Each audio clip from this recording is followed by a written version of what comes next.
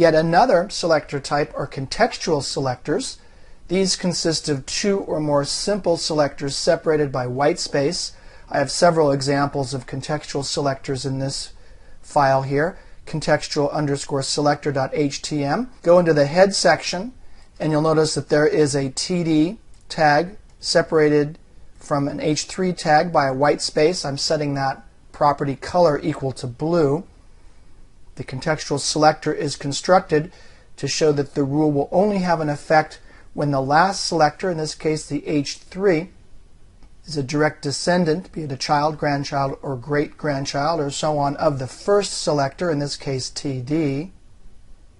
In other words, this style will only be applied when you add an H3 style to the content in a table cell. The TD is obviously the tag for a table cell. You can see this in this example right here. I have a H3 tag inside of a TD tag inside this table, so the text is rendered in blue. Now directly below you'll also see some H3 text, but this is in red. So if the browser does not find an exact match, it only finds the H3 elements outside of the TD elements, it will not apply the styles dictated by the contextual selector. In this case, this text will be red because my rule up here says the color should be red if the H3 tag is found by itself. But whenever you have an H3 tag inside of a TD tag, color the text red. So those are these two examples here. Now up above I have another example of a contextual selector right here, #container with a space separating the P tag, and then the property is color this text red.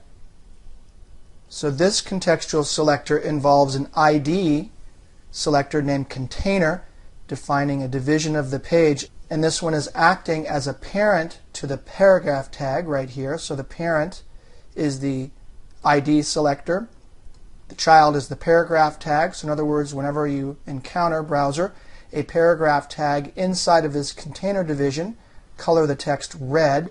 I have an example of that down here. Here is my container, this blue outline. I have some paragraph text inside of that container, ID container, so that will be red right here. Notice that I have some blue text right here in this table below this paragraph here.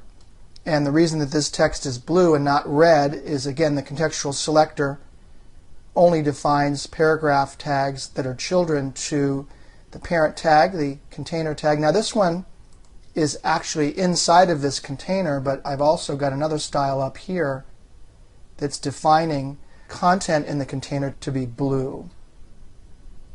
And that's why this text is blue and this paragraph here is red.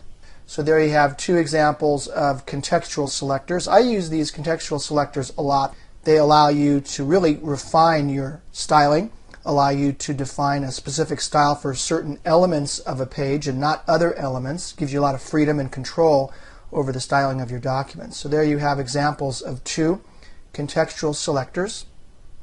Let's now move on to the next movie, and let me give you some tips for knowing when to use the various selectors that I've covered in the last several movies. This is often a point of confusion for my students. So let me next give you some hints and some tips for how to decide when to use a class, when to use an ID, when to use a contextual selector, and so on.